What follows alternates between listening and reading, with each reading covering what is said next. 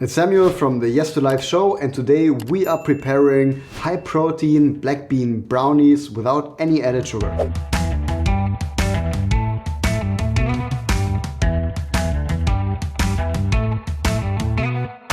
Now this recipe is super simple and you only need a couple of ingredients. The first one being bananas, and we take 4 bananas. That's where the sweetness of this recipe comes from. And the bananas have a couple of functions. One, as I said, they add sweetness to the whole dish. Then of course they give a banana flavor which goes nice with the chocolate. But they also help to bind the whole mixture together. And they also help the brownies not to be too dry later. So you take the bananas and you add them to a mixing bowl. And I would advise you to use ripe bananas because the riper they are, the softer they become. And it actually makes them easier to mash. And also, as they become riper, they also become sweeter. So you will also notice that it has a nicer taste. These are somewhat ripe, so I probably need a bit more time to mash them, but it's no problem. So what I do now is I take a fork and then I want to mash them into a banana puree, banana cream. You could also do this with a blender or food processor, but I find it's just so easy to do it by hand, so no problem with that. So simply take a fork and then mash everything together. Okay, now even though the bananas were not super ripe, now I have this really nice sweet cream and I leave it in there. Now in the next step we're gonna blend our bean cream. For that I have 2 cups of black beans. These are store-bought, but the last time I made it I boiled the beans myself, and I would advise you to boil your own beans because it actually tastes way better. But of course buying store-bought beans is quite easy. So I add them to the blender. You could use a food processor as well if you want it more chunky, but I actually want a smooth cream that's not super chunky. And into that, so the blending becomes easier, I add soy milk already. This is around a cup.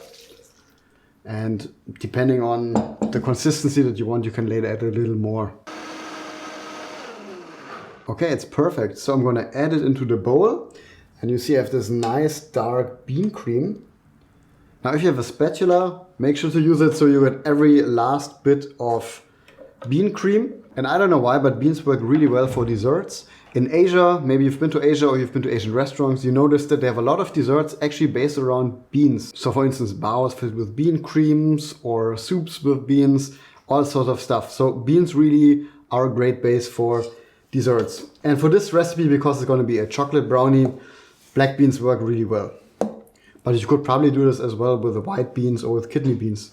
Then again, kidney beans do have a little bit of their own flavor, so you might take that into account. Now into that, we're gonna add a cup of oats. It goes in there.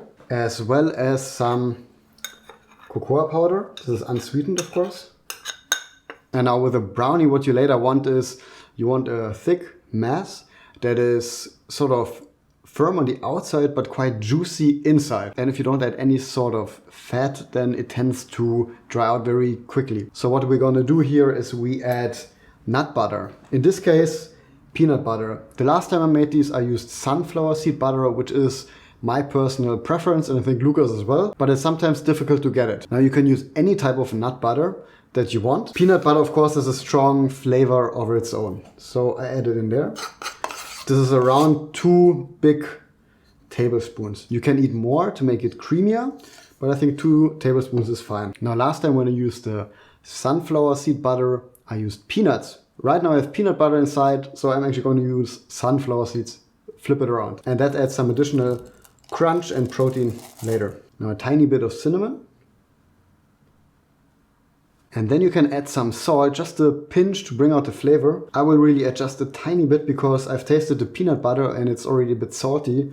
So I don't want the whole brownie to be too salty. Now, of course, if you like it sweet, you can add any sweetener of your choice right now, whether it's agave juice, sugar, other fruits, whatever you like. And also if you want to make it more high protein, simply add your favorite protein powder, whether it's a neutral protein powder, vanilla protein powder, chocolate protein powder, really go for whatever you like.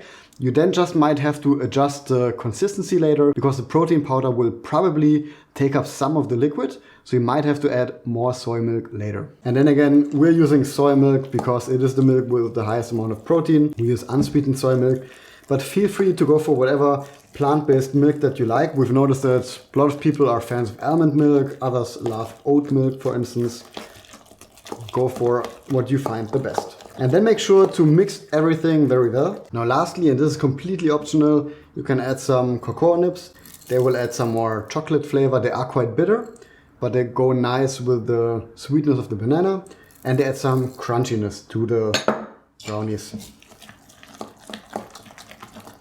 One last thing, we're not going to add baking powder because with the baking powder the brownie would rise, and brownies usually don't really rise, but you want to have them sort of dense and juicy. Now I have my baking dish here, and this one is made out of silicone, so as you can see you can move it, and that way you can later very easily remove the brownie. If you're using one that's made out of metal or ceramic or glass, you can either grease the sides with oil, but we always want to avoid oil as much as possible. So what we would do is we would line it with baking parchment and then add the filling inside. And then later you can just take out the whole baking parchment and let the brownie cool down. So I'm adding the mixture right now. And as I said earlier, with a brownie, you don't want it to be super dry, but on the contrary, you actually want it to be juicy. And when you look at the oven settings, you don't want to use the fan assisted option because that tends to dry out bread and cake. So what we recommend is to use the conventional heating, upper and lower heat. And you put it in there at 180 degrees Celsius, which is 350 degrees Fahrenheit, for around 50 to 60 minutes. The last time I did it, I used a different form. So the brownie wasn't as high as it is right now. That actually might affect the baking time. So probably I have to add this in for maybe 10 minutes longer. And you can always test it with a toothpick, stick it inside and see if there's not too much of the dough coming out again. But you could eat this right now. It's not as if there's anything bad. You could eat the whole mixture like that. But what you want in the oven is you want the outside to firm up while the inside is still sort of juicy. If you want, you can garnish it right now, maybe put some nuts on top, whatever you like. But I just leave it like that and pop it in the oven right now. And that's it. You have your high protein bean brownies, no added sugar, juicy on the inside, high in protein, high in fiber. And as I told you, you can play around with the recipe and add your favorite protein powder, add your favorite sorts of nuts. Simply make sure that you get the right consistency, the one that I showed you earlier. If you did like this video, please leave a like and a comment down below. And make sure to hit subscribe for more vegan fitness recipes in the future. See you next time.